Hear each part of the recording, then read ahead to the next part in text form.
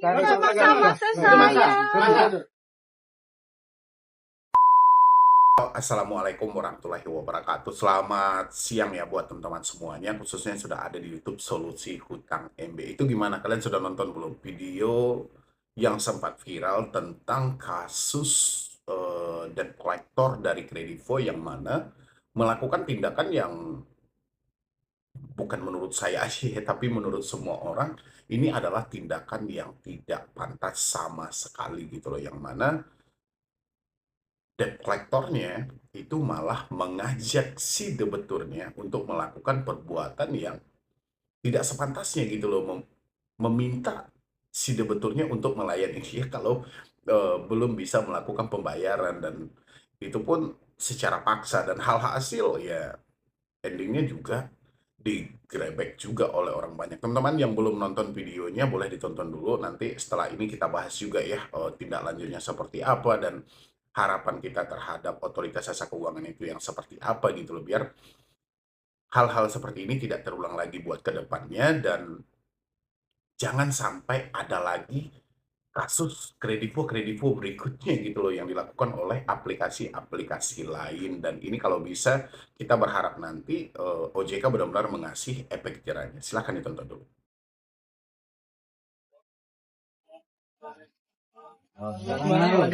Itu saya loh. Mau apa kamu tuh? Sabar. Gak ada apa-apa, maksudnya apa nanti kok? Jangan Mau dulu. ada lo. Siapa yang ada? Di desa Kredivo guys. Semangatnya di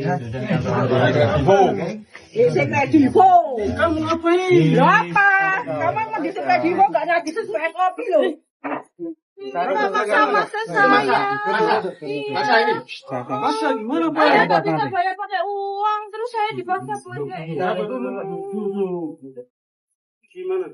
Ya. Ini berapa teman di sini? Satu aja. Satu aja.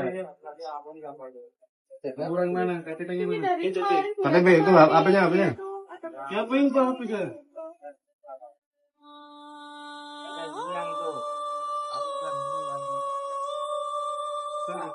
Kurang ajar kamu tuh.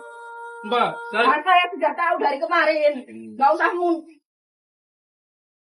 Nah, teman-teman sudah nonton ya videonya, dan kurang lebih seperti itu gitu loh. Dan habis itu muncul lagi video bahwasannya eh, terjadi nih perdamaian dan segala macam. Ini sudahlah, terlepas dari hal itu kita juga tidak peduli. Yang jelas ini adalah tindakan yang mana tindakan ini tidak sepantasnya dilakukan oleh oknum penagihan, apalagi sekelas Kredivo. Kredivo kita tahu selama ini adalah salah satu platform ya dari pay later yang mana dia begitu aktif memberikan pinjaman terhadap masyarakat Indonesia. Selain dia juga bergerak di bidang pay later, mereka juga ada Credifast yang mana itu lebih ke P2P-nya gitu ya. Cuman sangat disayangkan tindakan-tindakan dari debt collector ini itu sangat mencoreng nama baik dari si platform sendiri. Kita berkaca juga dengan kasus yang terjadi sempat juga di Indosat ya. Di Indosat juga kasus yang cukup berat juga, yang mana dia memprank damkar seolah-olah terjadi suatu musibah sehingga damkarnya berlomba-lomba juga ke sana. Kalau ini beda lagi gitu loh. Kalau ini malah memaksa si debeturnya untuk melakukan perbuatan yang tidak senonoh gitu loh, yang mana ini tidak sepantasnya dilakukan. Nah, ini saya panggilan buat otoritas jasa keuangan sebagai pemangku regulasi, pembuat regulasi, dan OJK lah yang mempunyai kewenangan penuh dalam hal ini bersama dengan Bank Indonesia, karena pelimpahan dari BI ke OJK itu seharusnya benar-benar dikawal penuh. Nah, ini dampak-dampak seperti ini kalau hanya diterapkan nantinya sanksi-sanksi administratif itu berupa denda, dan itu tidak akan menimbulkan efek jerah. Dan habis itu di posisi ini, pihak Kredivo juga tidak bisa lepas tangan dalam hal ini. Tidak bisa hanya menyampaikan, oh itu kan oknum aja, nggak bisa. Hal-hal seperti itu nggak bisa, karena Kredivo harus bertanggung jawab penuh dalam hal ini. Karena apapun yang terjadi tidak terlepas dari kesalahan Kredivo yang menjalin kerjasama dengan vendor penagihan dari pihak ketiga. Ya, ini perbuatan yang sudah tidak tidak bisa ditoleransi lagi sebenarnya. Itu harusnya debt collectornya itu dipenjara gitu loh. Walaupun sudah terjadi kesepakatan damai dengan si debeturnya, dan itu kan mengundang suatu kegaduhan gitu loh, keributan di media sosial yang karena perbuatan mereka tadi. Walaupun mereka tidak melakukan apa-apa menurut versi mereka, tapi kalau mereka sudah berduaan di dalam kamar, ya kan, nawaitu jahatnya sudah dapat gitu loh. Itu dari pihak kepolisian juga harus menindak tegas hal itu, dan habis itu dari otoritas jasa keuangan ini benar-benar memberikan efek jera banget. Saya selalu sampaikan waktu di kasus Indosat dan kasus-kasus yang lainnya. Kalau sanksi yang dijatuhkan OJK itu hanya berupa denda, ini tidak menutup kemungkinan hal-hal buruk lainnya akan terjadi buat kedepannya. Kenapa? Karena tidak ada sanksi yang benar-benar mereka takuti. Sehingga debt collector ini bertindak sesuka hati mereka. Karena dia tahu gitu loh, sanksi yang mau dijatuhkan itu tidak akan berat. Dan si pinjolnya, pelaku usaha jasa keuangannya itu, juga tidak akan begitu selektif dalam menjalin kerjasama dengan pihak ketiga. Karena dia tahu juga sanksi yang mau dijatuhkan OJK nantinya itu sangatlah ringan.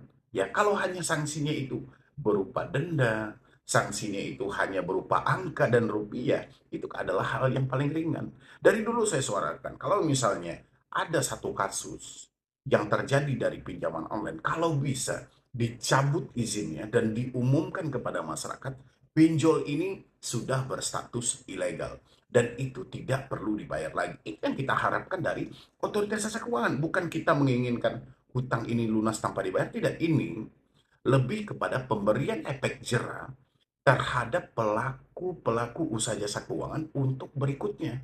Ketika mereka melakukan tindakan-tindakan di luar dari aturan yang ada, mereka akan berpikir, kalau sempat ini viral, mereka akan dicabut izinnya. Kalau izinnya sudah dicabut, OJK akan mengumumkan pinjol itu tidak perlu dibayar. Ini harapan kita dari dulu gitu. Benar-benar diberikan sanksi berat. Pencabutan izin. Ini saya belum mendengar sejak beberapa kasus yang viral dari pelaku usaha jasa keuangan ini, dari pinjol-pinjol sebelumnya, bukan Kredivo aja ya, dari pinjol-pinjol sebelumnya. Saya belum mendengar OJK langsung terang-terangan, kita sudah cabut nih izinnya. Yang ada adalah kita sedang melakukan mitigasi, nanti ada dewan etik dan segala antubilau. Gak nyambung sih gitu loh. Ya, dan itu tidak akan terjadi kepuasan juga. Dan besar kemungkinan debt collector nakal atau FC yang nakal akan melakukan tindakan yang sama. Sekarang yang kita sibukkan apa? Para DC pinjol ini makin sibuk, makin gencar melakukan penagihan ke media sosial masing-masing. Terutama media sosial di mana tempat si debetur ini bekerja. Itu kan sudah menabrak POJK 22 tahun 2023. Yang mana dilarang melakukan penagihan yang sifatnya mempermalukan. Ya, dengan dia menagih ke media sosial di dalam kolom komentar, meskipun mereka tidak menyebutkan nama aplikasi, itu real dari pinjol legal, bukan ilegal lagi. Yang biasanya ditumbalkan OJK itu kan selalu ilegal, tapi ini real dari pinjol legal. Karena kita bisa membedakan pinjol ilegal, seganas apapun dia dalam melakukan penagihan, dia menyebutkan nama aplikasi. Berbeda dengan yang legal. Legal setiap kali melakukan tindakan dalam persi penagihan yang persinya mengancam, menghina, mencaci maki, tidak pernah menyebutkan nama aplikasi. Karena ada yang mereka takuti. Kalau ilegal dia nggak ada yang ditakuti. Ya, peduli apa dia dengan OJK? Selama ini pemblokiran dilakukan Satgas pasti hanya memblokir nama pinjolnya, bukan sistemnya, gitu loh. Dan saya pengen di dalam satu kasus ini benar-benar sudah tidak bisa ditoleransi lagi, dan saya pengen OJK benar-benar menerapkan efek jera terhadap pelaku usaha jasa keuangan.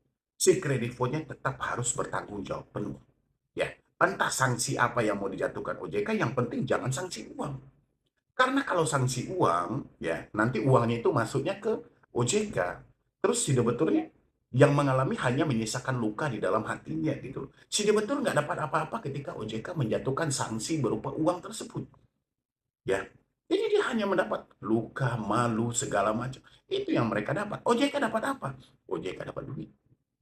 Ya, kasus Indosat. OJK bagi nggak itu dengan Damkar? Ada nggak Damkar menerima sanksi yang diterapkan sebanyak 800 jutaan sekian itu dari Indosat? Apakah damkar dibagi setengahnya untuk damkar atau kayak mana? Nah, begitu juga dengan kasus-kasus seterusnya gitu loh. Kalau hanya sanksinya berupa denda, itu terlalu ringan bagi si pinjol. Kita tahu selama ini pinjol seperti apa bunganya. Ya, untuk dalam beberapa ratus ribu orang aja itu sudah bisa dia memberikan denda kepada OJK, memberikan duit kepada OJK miliaran kalau hanya sanksinya hal itu ya. Itu terlalu ringan menurut saya gitu loh. Alangkah baiknya sesekali, kalaupun tidak bisa dicabut, setidak-tidaknya Kredivo diberikan sanksi, jangan beroperasi dulu sepanjang tahun 2026. Nah, ini akan membentuk satu hal yang akan ditakuti oleh pelaku-pelaku jasa keuangan buat ke depannya. Mereka benar-benar akan selektif dalam menjalin kerjasama dengan beberapa vendor. Karena yang akan menjadi tumbalnya nanti adalah perusahaan mereka. Kalau misalnya mereka salah menjalin kerjasama dengan vendor, otomatis perusahaan mereka berada di titik tidak aman sama sekali. Ini yang harus dipikirkan oleh OJK sebelum menjatuhkan sanksi. Kalau sanksinya hanya berupa denda, duit, dan segala macam, percayalah sama saya, kasus-kasus yang begini tidak akan pernah berhenti. Prank, damkar, meminta Gojek buat datang, orderan fiktif, melakukan tindakan seperti FC Kredivo ini gitu loh. Itu tidak akan pernah berhenti.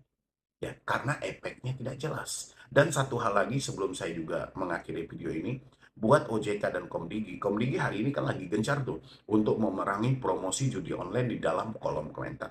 Komdigi sadar nggak?